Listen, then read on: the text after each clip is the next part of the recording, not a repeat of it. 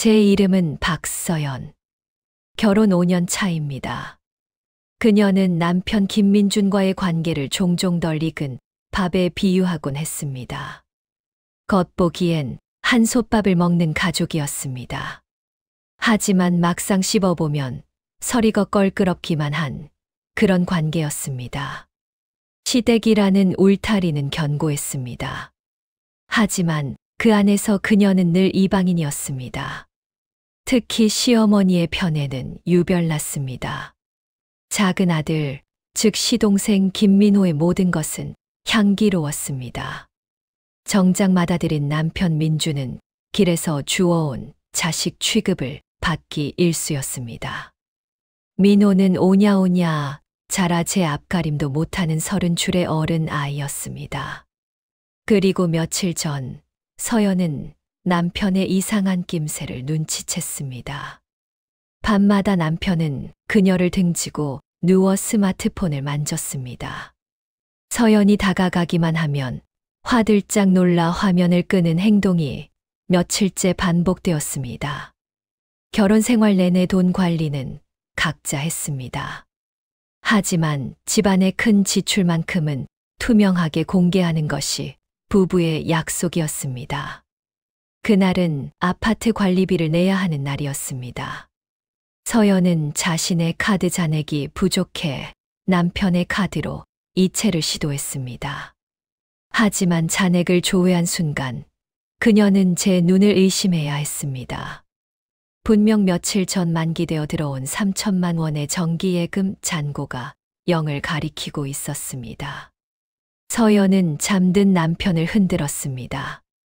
3천만 원의 행방을 묻는 아내의 목소리에 남편의 몸이 눈에 띄게 굳었습니다. 그는 애써 태연한 척 친구가 급한 사정으로 며칠만 빌려달라고 해서 어쩔 수 없었다는 변명을 늘어놓았습니다. 하지만 그 말은 허점투성이었습니다. 어떤 친구가 3천만 원이라는 거금을 빌리면서 며칠 쓰자고 정기예금까지 깨게 만든단 말입니까? 의심이 꼬리에 꼬리를 물었습니다. 하지만 더는 말하고 싶어 하지 않는 남편의 완강한 모습에 서연은 일단 입을 닫았습니다. 정말 말 못할 곤란한 사정이 있겠거니 언젠가는 말하겠지. 그렇게 애써 믿으려 했습니다. 하지만 마음속에 박힌 의심의 가시는 좀처럼 빠지지 않았습니다. 마음속 응어리가 채 풀리기도 전 시댁에서 요란한 소식이 들려왔습니다. 반년 넘게 준비하던 시동생 민호와 동서, 이지은의 식당이 드디어 문을 연다는 것이었습니다. 식당 이름은 정다목. 꽤나 그럴듯한 이름이었습니다. 시어머니는 며칠 전부터 가족단체 대화방에 개업식 날의 중요성을 역설했습니다. 모두가 와서 민호의 길을 살려주고 응원해야 한다며 신신당부를 거듭했습니다. 드디어 개업식 당일이었습니다. 이른 아침부터 시어머니는 흥분된 목소리로 음성 메시지를 남겼습니다. 저녁 6시 절대 늦지 말 것을 다시 한번 강조했습니다. 특히 맏아들 민준에게는 아내, 즉 서연에게도 똑똑히 일러두라는 말을 덧붙였습니다. 오후 4시가 넘자 남편 민준이 쭈뼛거리며 옷을 갈아입기 시작했습니다. 평소 중요한 자리에만 입던 정장을 꺼내 입는 모습이 낯설었습니다. 소파에 앉아 TV를 보던 서연이 무심하게 물었습니다. 아직 시간이 많이 남지 않았냐고 물었습니다. 넥타이를 매던 남편의 손이 순간 멈칫했습니다. 그는 아내의 시선을 피하며 어머니가 일찍 와서 민호의 손님 맞이를 도우라고 했다며 횡설수설했습니다. 서연은 짧게 대답하고 더는 묻지 않았지만 속은 편치 않았습니다.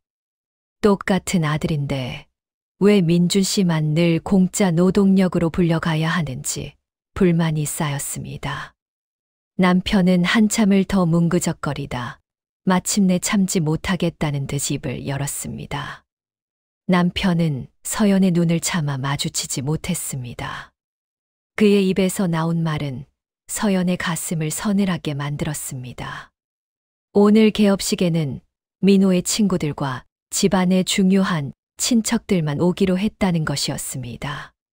그래서 복잡할 수 있으니 서연 당신은 오지 않는 것이 좋겠다는 시어머니의 전언이었습니다. 다음에 가족끼리 식사할 때 그때 같이 보자는 있으나 마나한 위로와 함께였습니다. 그 순간 서연은 모든 것을 깨달았습니다. 복잡하다느니 중요한 친척이라느니 전부 핑계였습니다. 그녀를 오지 못하게 하려는 시어머니의 노골적인 속셈이었습니다. 서연이 가면 밥값 축내는 자리 하나 더 차지한다고 생각했거나 아니면 아예 이런 자리에 어울리지 않는 외부인으로 여겼을 겁니다. 분노가 머리끝까지 치솟았지만 서연은 간신히 눌러 참았습니다. 그녀는 냉소 어린 목소리로 가족끼리 오붓하게 잘 모이라고 말했습니다. 남편은 마치 사면이라도 받은 듯 안도하면서도 한편으로는 미안한 기색으로 허둥지둥 집을 나갔습니다. 현관문이 닫히자 집안은 순식간에 정적에 휩싸였습니다. 서연은 TV를 껐습니다. 아무 소리도 들리지 않는 거실에서 그녀는 자신이 이 가족에게 철저히 배제된 외부인임을 다시 한번 실감했습니다. 대놓고 욕을 먹는 것보다 훨씬 더 비참한 기분이었습니다. 얼마나 지났을까? 서연은 스마트폰을 들어 동서 지은 씨의 인스타그램을 열었습니다. 아니나 다를까 화면은 방금 올라온 따끈한 사진들로 가득했습니다. 9칸을 꽉 채운 사진 속은 시끌벅적한 잔치 분위기 그 자체였습니다. 시어머니는 새로 맞춘 고운 한복을 입고 얼굴 가득 주름진 미소를 지으며 민호와 지은 씨를 껴안고 있었습니다. 남편 민준도 사진 한쪽 구석에서 술잔을 들고 누군가와 열띤 이야기를 나누고 있었습니다. 시아버지, 고모, 이모, 이름이라도 아는 시댁 친척은 거의 다 그 사진 속에 있었습니다. 모두가 잔을 들고 환하게 웃으며 화기애애한 분위기를 연출했습니다. 오직 서연, 그녀 자신만 없었습니다. 그 완벽한 가족 사진을 보는데 심장이 무언가에 꿰뚫린 듯 아팠습니다. 그렇구나. 그들 눈에 나는 단 한 번도 가족이었던 적이 없었구나. 서연은 스마트폰을 내려놓고 깊은 숨을 내쉬었습니다.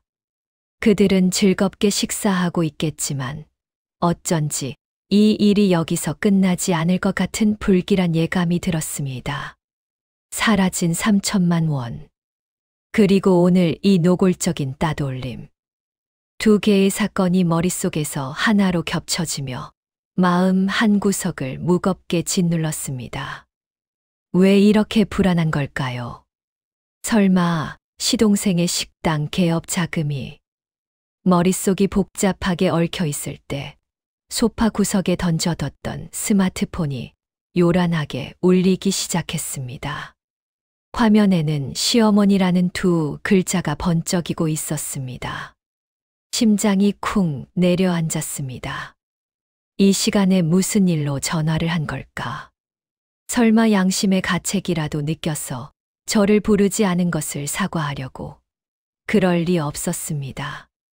서연은 심호흡을 하고 통화 버튼을 눌렀습니다. 최대한 평온한 목소리를 내려 애썼습니다. 전화기 너머는 그릇 부딪히는 소리, 사람들의 큰 웃음소리로 시끄러웠습니다. 시어머니의 목소리는 배부른 뒤의 나른함과 함께 거부할 수 없는 명령조를 띠고 있었습니다. 별일 없으면 정다목으로 좀 와야겠다는 것이었습니다. 어딘지 알지 않냐면서 말입니다. 서연이 무슨 일이냐고 묻자 시어머니는 대수롭지 않다는 듯 말했습니다. 이제 막 다 먹었는데 상에 음식이 많이 남았다는 것이었습니다.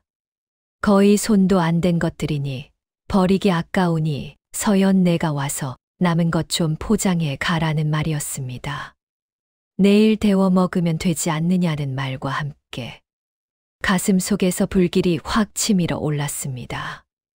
남은 음식을 싸가라고 자기들끼리는 진수성찬을 즐기고 상에도 오를 자격이 없던 자신에게는 먹다 남은 찌꺼기를 처리하라는 것이었습니다. 이건 제 얼굴을 땅바닥에 대고 짓밟는 행위였습니다. 서연이 반박할 틈도 없이 시어머니의 말이 이어졌습니다. 그리고 말이다. 오늘 이 식사비 계산을 아직 안 했는데 총 3천만 원이 나왔다는 것이었습니다. 너 올 때 그거 계산 좀 하렴. 3천만 원. 그 숫자가 바늘처럼 서연의 심장을 후벼 팠습니다. 시어머니는 마치 큰 은혜라도 베푸는 듯 덧붙였습니다. 그 돈 그냥 시동생 개업 축의금이라고 생각하라는 것이었습니다. 한 가족인데 형하고 형수가 좀 보태주는 게 당연하지 않느냐는 기가 막힌 논리였습니다. 순간 피가 머리끝까지 솟구치는 기분이었습니다. 귀가 윙윙거렸습니다. 서연은 자신이 들은 것을 믿을 수가 없었습니다.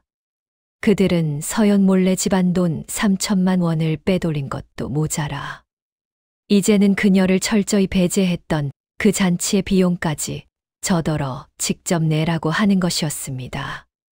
그것도 축의금이라는 아름다운 이름으로 포장해서 말입니다. 이건 더 이상 얼굴을 짓밟는 수준이 아니었습니다. 서연을 마음대로 돈을 뽑아 쓰고도 감사 인사를 받아야 하는 호구로 취급하는 것이었습니다. 전화기 너머로 대답 없는 서연을 향한 시어머니의 재촉이 들려왔습니다.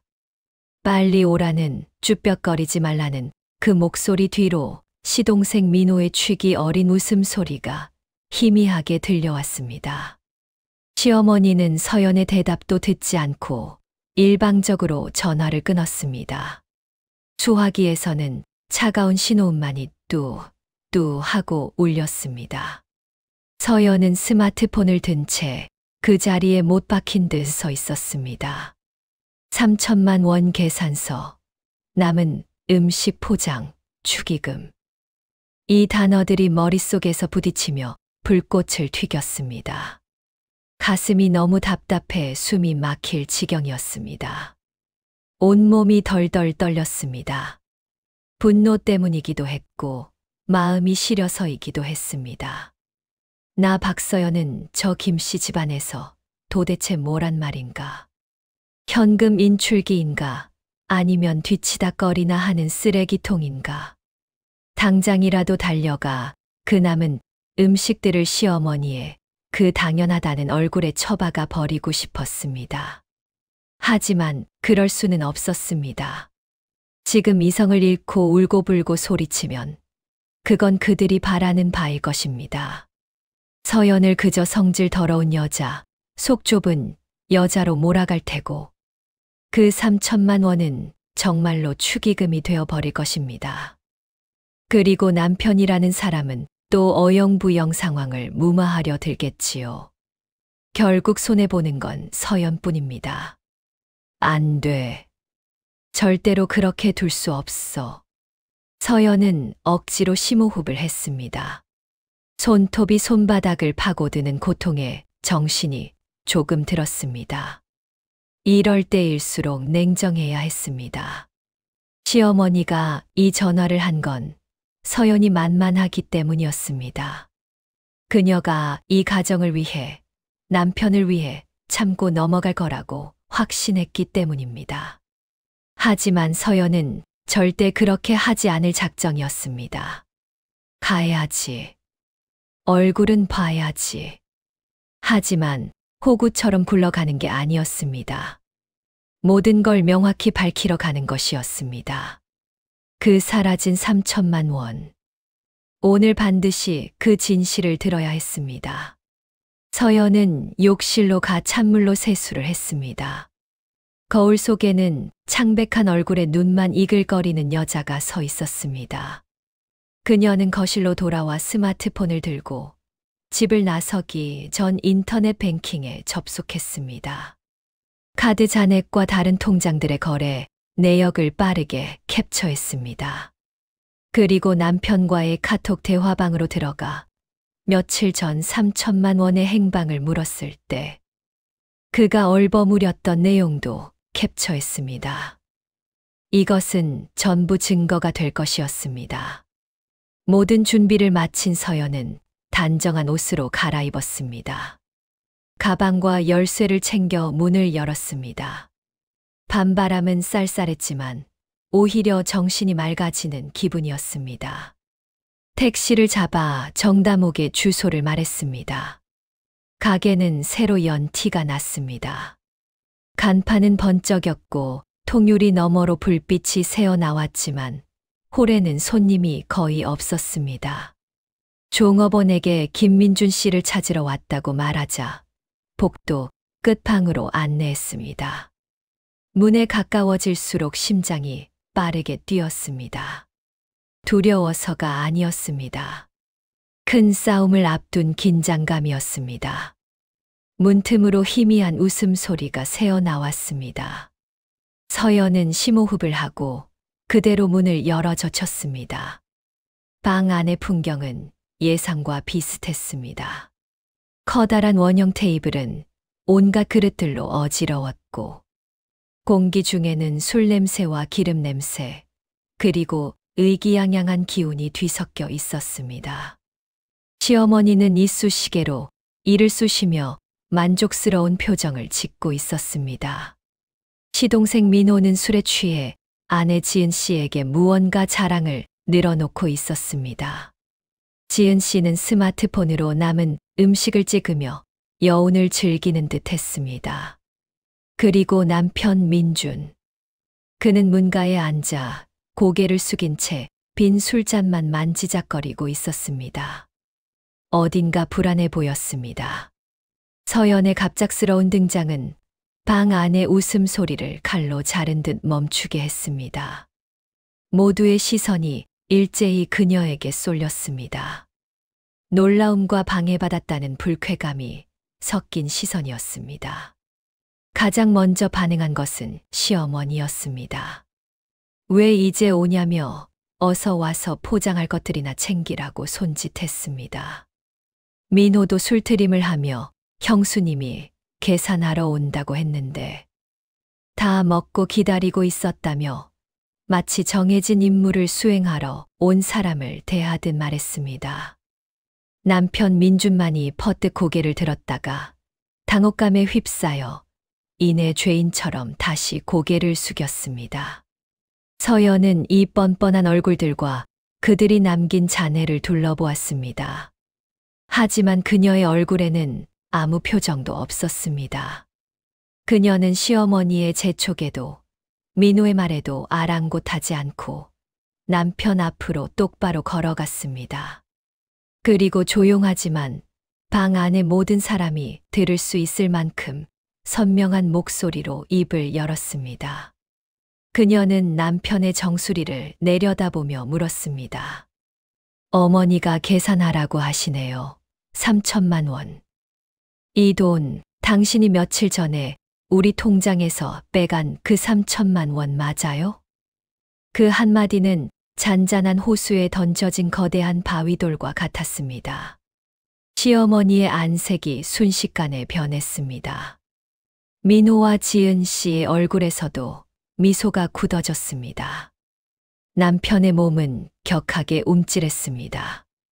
고개는 더욱 깊이 숙여졌고 목구멍에서는 모기 같은 소리만 새어나왔습니다. 시어머니가 즉시 날카로운 목소리로 말을 끊었습니다. 너 지금 뭘 묻는 거냐며. 그 돈은 큰아들이 동생한테 축의금으로 준 것인데. 서연 너와 무슨 상관이냐고 소리쳤습니다. 계산하라고 했으면 곱게 계산할 것이지 말이 많다는 것이었습니다. 서연은 천천히 고개를 돌려 시어머니를 보았습니다. 저랑 상관이 없다니요. 그 3천만 원은 저와 민준 씨의 부부 공동 재산입니다. 남편이 이렇게 큰 돈을 빼갔는데 제가 그 용도를 묻는 게 당연하지 않나요? 그녀는 다시 남편에게 시선을 고정하고 고개를 들고 똑바로 말하라고 다그쳤습니다. 나한테 친구가 급하다고 거짓말한 거 맞지 않느냐고 말입니다. 시어머니가 다시 끼어들려 했지만 서연은 스마트폰을 꺼내 잠금을 해제했습니다. 그리고 화면을 시어머니와 민호, 지은 씨에게 차례로 들이밀었습니다. 화면에는 서연이 집에서 캡처해둔 은행 이체 내역과 남편의 변명이 담긴 카톡 대화 내용이 떠 있었습니다. 서연은 맑고 차가운 목소리로 말했습니다. 이건 저와 민준 씨의 공동 계좌 거래 내역입니다. 3천만 원, 5일 전에 민준 씨가 한 번에 인출해 갔습니다. 이게 그가 저한테 친구가 급하다고 말했던 카톡 내용입니다. 앞뒤가 안 맞는 거짓말 투성이죠. 그녀는 스마트폰 화면을 시어머니 얼굴 바로 앞까지 들이밀었습니다. 이제 누가 당당하게 말할 수 있느냐고. 이 돈에 대해 제가 물어서는 안 된다고 말할 수 있는 사람이 있느냐고 물었습니다. 시어머니는 기세등등함이 온데간데 없이 사라진 채 입술을 떨었습니다. 민호는 술이 확 깨는 듯 얼굴이 파랗게 질렸고 지은 씨는 과장되게 입을 막으며 마치 자기가 피해자인 양흐 느꼈습니다. 방 안의 공기가 얼어붙었습니다. 시어머니는 마지막 발악처럼 남편 통장을 몰래 뒤졌냐며 부부간의 신뢰도 없냐며 서연을 비난했습니다. 하지만 서연은 민호에게 시선을 돌렸습니다. 형제간의 우애라는 것이 형수 몰래 집안 돈 훔쳐가는 것도 포함되느냐고. 개업도 하기 전에 가족 등쳐먹는 것부터 배웠느냐고 쏘아붙였습니다. 민호는 형이 형수님과 다 상의했다고 했다며 더듬거렸습니다. 모든 시선이 남편 김민준에게로 향했습니다. 그는 마침내 고개를 들었습니다. 공포와 수치심이 뒤엉킨 얼굴이었습니다. 그는 두 손으로 머리를 감싸쥐고 울먹이며 소리쳤습니다. 그만하라고. 돈은 자기가 가져갔다고 서연과 상의 안 하고 속였다고 실토했습니다. 엄마가 계속 도와주라고 하니까 일이 이렇게 될 줄은 몰랐다고 절규했습니다. 그 말이 터져 나오자 시어머니는 제 빛이 된 얼굴로 의자에 털썩 주저앉았습니다. 서연은 눈앞에 이 막장 드라마를 보며 마음이 조금도 홀가분해지지 않았습니다. 문제가 생기면 회피하다 막다른 골목에 몰리고 나서야 마지못해 진실을 말하는 남자. 이게 바로 그녀가 5년간 믿고 살아온 남편의 모습이었습니다. 서연은 스마트폰을 가방에 넣고 평온하지만 거부할 수 없는 단호함이 담긴 목소리로 말했습니다. 식사비는 먹은 사람이, 초대한 사람이 계산하라고 했습니다. 그리고 3천만 원, 그것은 부부 공동 재산임을 분명히 했습니다. 그녀의 시선은 남편에게 꽂혔습니다. 시간은 3일 주겠다고 3일 안에 단 1원도 빠짐없이 우리 공동 계좌로 다시 입금하라고 했습니다. 그러지 않으면 법정에서 보자는 말을 남기고 서연은 그대로 방을 나와 버렸습니다. 정다목의 무거운 유리문을 나서자 밤바람이 불어왔습니다. 차가웠지만 속이 후련했습니다. 서연은 뒤도 돌아보지 않고 택시를 잡았습니다. 차창 밖으로 네온사인이 스쳐 지나갔습니다. 후련함보다는 깊은 피로감과 싸늘함이 밀려왔습니다. 5년의 결혼 생활이 이런 모욕과 계산으로 돌아왔습니다. 스마트폰이 윙거리며 진동하기 시작했습니다. 시어머니의 욕설, 남편의 애원일 것이 뻔했습니다. 서연은 스마트폰을 무음으로 바꾸고 화면을 뒤집어 두었습니다. 지금은 한마디도 듣고 싶지 않았습니다. 그녀는 숨을 좀 돌려야 했습니다. 집에 도착했지만 집안 구석구석에 남편의 흔적이 배어 있는 것 같아 숨이 막혔습니다. 여기에 있을 수 없었습니다. 서연은 본능적으로 간단한 옷가지와 세면도구를 배낭에 쑤셔 넣었습니다. 그리고 모든 증거가 담긴 USB를 챙겨 망설임 없이 집을 나섰습니다. 택시를 잡아 친정집 주소를 말했습니다. 익숙한 거리를 지나자 팽팽했던 신경이 조금 누그러졌습니다. 조용히 문을 열고 들어가자 잠옷 바람에 엄마가 나왔습니다. 서연의 등 뒤에 맨 가방과 초췌한 얼굴을 본 엄마는 무슨 일이냐고 다급하게 물었습니다. 아빠와 오빠 박서준도 방에서 나왔습니다. 가족들 앞에서 서연이 억지로 세웠던 강인함은 무너져 내렸습니다. 눈물이 걷잡을 수 없이 터져 나왔습니다. 그녀는 그날 저녁에 있었던 모든 일을 털어놓았습니다.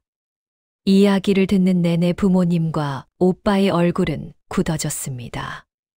엄마는 그 김씨 집안이 사람을 너무 우습게 본다며 손을 떨었고, 아빠는 3천만 원을 몰래 가져간 것은 도둑질이라며 분노했습니다. 오빠 서준은 조용히 듣고 있다가 서연에게 걱정 말라고, 오빠와 부모님이 있다고, 그 돈 반드시 토해내게 만들어야 한다고 단호하게 말했습니다.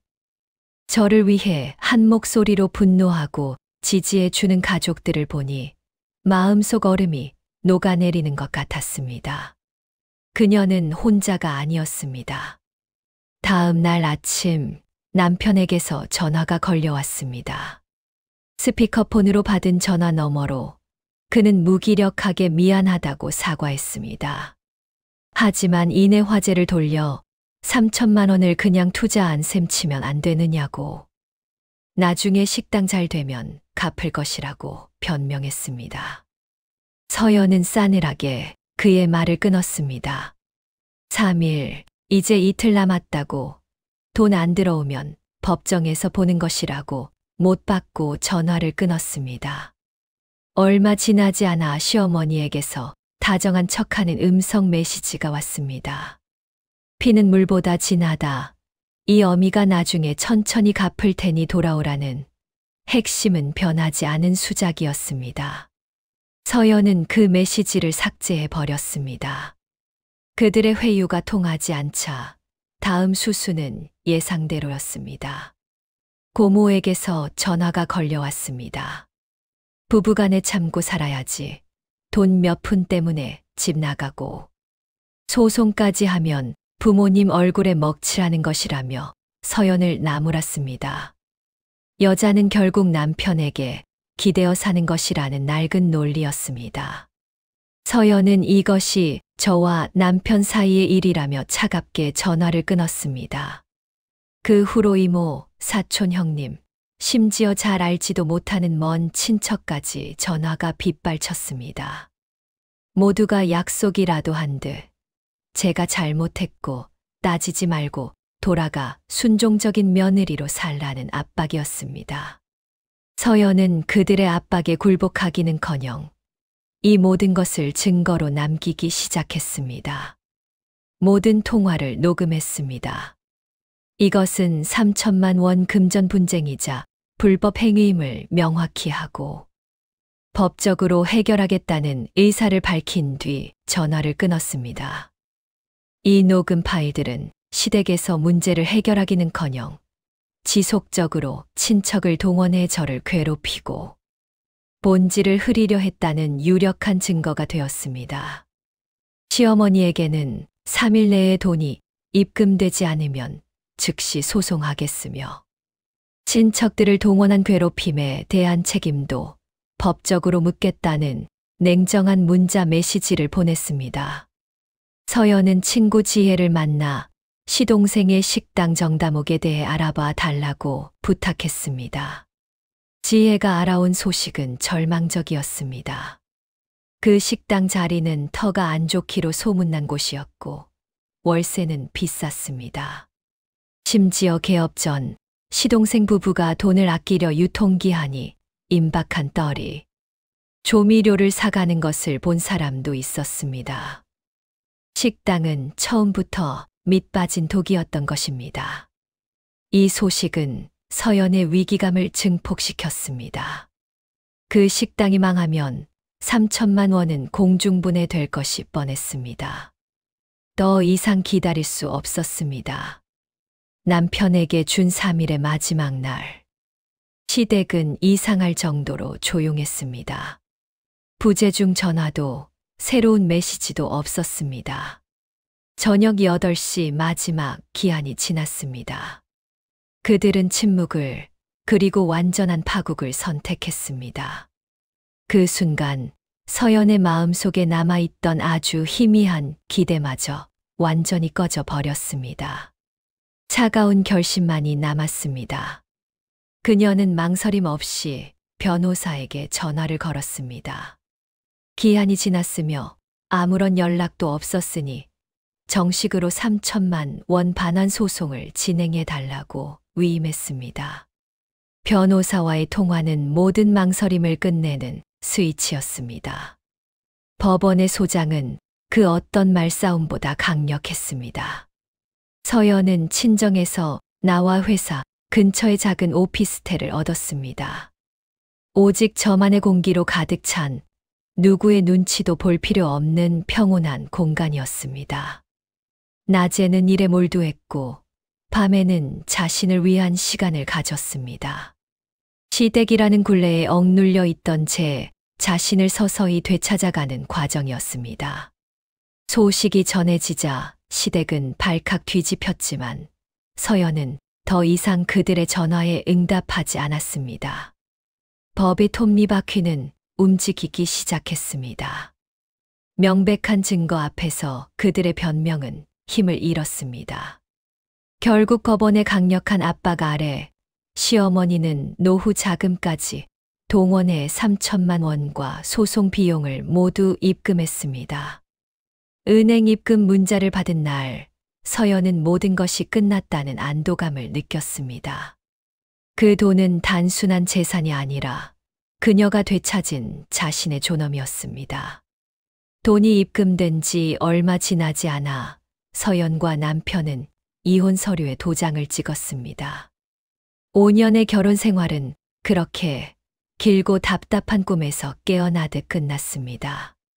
그 후 들려온 시댁의 소식은 처참했습니다. 유통기한 임박한 재료를 쓰던 정다목은 손님들의 외면과 위색, 단속에 걸려 반년도 버티지 못하고 문을 닫았습니다. 빚더미에 앉은 시동생 부부도 결국 이혼했습니다. 모든 것을 잃은 시어머니는 화병으로 크게 앓아누워 이제는 누구를 편애할 기력조차 없다고 했습니다. 서연은 일에 에너지를 쏟았고 승진도 했습니다. 돌려받은 돈의 일부로 예전부터 배우고 싶었던 꽃꽂이 수업을 등록했습니다. 어느 주말 오후 햇살이 좋은 그녀의 작은 베란다. 꽃꽂이 수업에서 가져온 싱싱한 꽃들이 화병에서 아름다운 향기를 풍기고 있었습니다. 그녀는 따뜻한 차를 한 잔 들고 창밖을 바라보았습니다. 앞으로의 인생에도 또 다른 어려움이 있겠지만 그녀는 더 이상 두렵지 않았습니다. 제 자신을 지키는 법, 제 마지노선을 지키는 법을 배웠기 때문입니다. 과거의 상처는 흉터로 남았지만 그 흉터는 그녀가 자신의 힘으로 다시 일어섰다는 증거이기도 했습니다. 그녀는 차를 한 모금 마셨습니다. 차는 따뜻했고 마음도 따뜻했습니다. 그것으로 충분했습니다.